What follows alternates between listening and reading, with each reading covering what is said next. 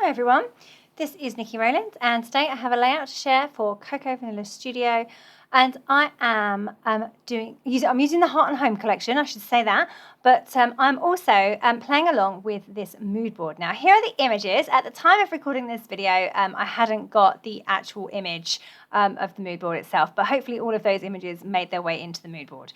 On the mood board, or on the mood board images, there is a picture of a butterfly, and it's a cross-stitched butterfly. So anyway, that was where I started because I remembered that there is a beautiful butterfly print in the Heart and Home collection. So I started with that, thinking that I could use the butterfly, or some of the butterflies and the butterfly paper to represent that image on the mood board. But then I got carried away because they're just so beautiful. And what I ended up doing was cutting out a large portion of basically a large sweeping border, one that goes right the way around the top. I really enjoy making these kind of fussy cut borders on a busy pattern paper like this. It's hard to use as an entire background, so sometimes I will cut out the middle section of the page and leave a border around the edge, but fussy cut around the elements. I've done that quite a few times. This one I decided to do a sweeping one where it starts in the bottom corner, goes up to the top and round, but nothing at the bottom section of the layout. So I started off by just rough cutting around all the butterflies, and then I've gone back in with my fussy scissors and going round each of the wings quite carefully. I also wanted to go further around the butterflies too, so that I could make their wings stand up. I don't think I've done that yet. I think I'll come back in and do that. But now you can see what I mean by that kind of sweeping border that starts at the bottom, goes all the way up to the top, round the top edge, and back round to the bottom other corner as well, with the bottom section remaining open. So there we go. I have got that beautiful border in place now, and I have my photo. So my layout totally did not go in the direction that I was expecting it to go in. There are images on the mood board of books and of people in love and hearts and snuggly toys, like winter type photos, and fireworks displays, black and white. Lots and lots of things. If you'd asked me what I was planning to do with this layout when I first started it, I would not have said that I was going to make a layout with butterflies, and all blues as well.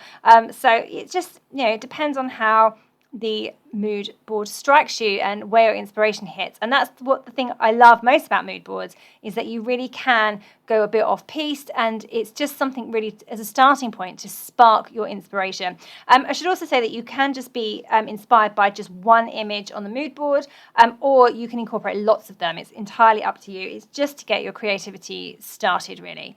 And it certainly did for me with the butterflies, and I absolutely adore the way this layout turned out. So I'm glad that it did go in this direction, but I say, if you'd asked me whether it would go in that direction, the answer definitely would have been no.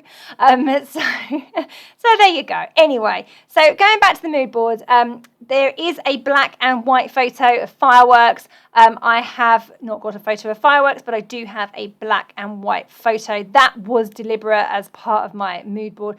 I love this photo of me and my daughter. She's got a sun ray coming across her face. Now, initially, you could consider this to be not a perfect photo and not an ideal candidate to be scrapped, but I just thought it looked lovely. I just really liked the way that the light was hitting us, or hitting her, and going straight across her face. So anyway, I embraced the imperfection there, and have used that photo, and I turned it into black and white so that it really looked quite dramatic.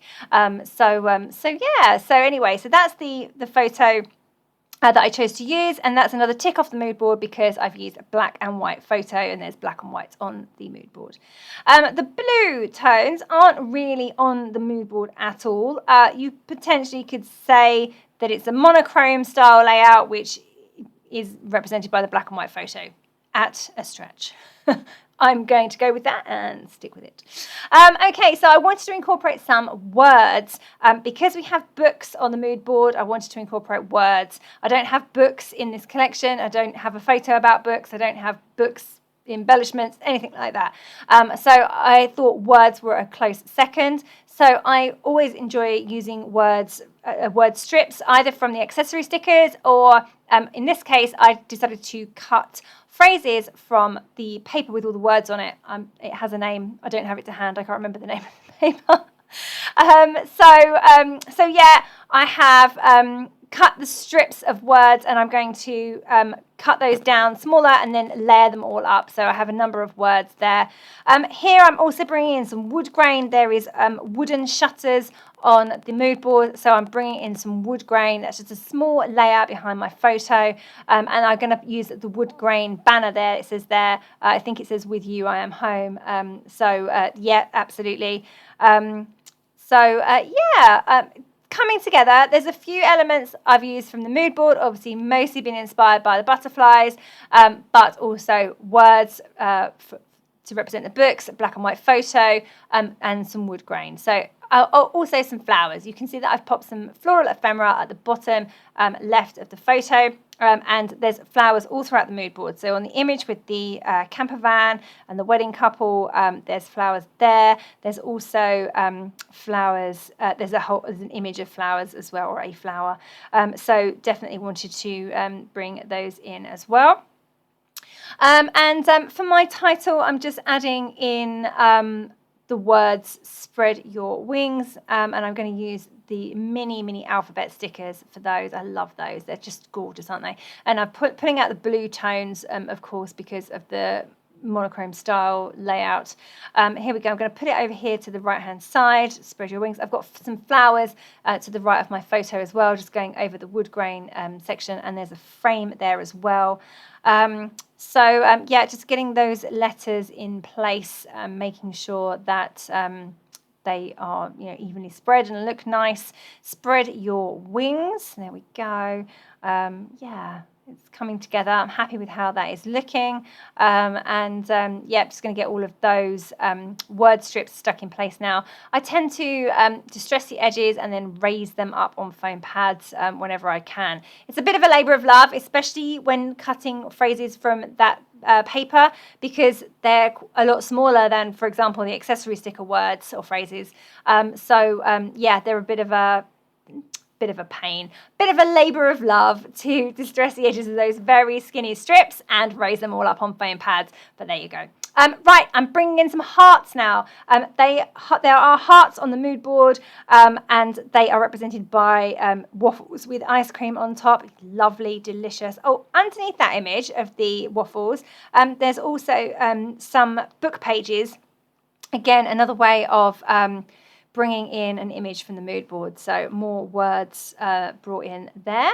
And now going back to the butterfly image on the mood board, I really wanted to add some cross stitches because obviously the butterfly is cross stitched, I am just getting my blue thread and I'm using my paper piercing tool and mat to pierce holes so that I can do a little series of I think it's 3 or 5 stitches. I can't remember how many I'm doing. I'm doing that either side of my photo, and I'm going to do those some chunky cross stitches just with some blue thread. There we go. I tend to keep my threads in 6 strands whenever I stitch on a layout. I don't stitch on layouts very often because takes a lot of time, and I get annoyed when the thread gets tangled. Yes, scrapbooking is supposed to be a calm, happy hobby that makes me happy, and sewing on layouts does not always make me happy, so I've stopped doing it as much as I used to. I do love the finished look though. I do think it's amazing, and I really admire these people who do loads of hand stitching on layouts. I salute you, because it's not good for me. So just doing those stitches now, I've got a knot in my thread already. Just doing those stitches now, backwards and forwards, to make the little cross stitches. Let's see, how many did I do? Did I do 3 or 5? I think just 3. And then I'm going to mirror that over on the other side of the photo as well. Yeah, I say it's all coming together nicely. I don't think I ended up cutting the butterfly wings on camera, so I'll just talk you through that quickly while I'm doing the sewing. The butterfly wings, when I cut around the butterflies, I only cut around the edges of them. So I hadn't cut around the other wing. So I had to go around and do that, but I had to obviously make sure I didn't cut all the way around because I needed some of it to remain intact. So I just went around with my scissors. I use scissors rather than a craft knife. Can't always be trusted with a craft knife. I tend to cut myself accidentally, and blood on layouts is never good.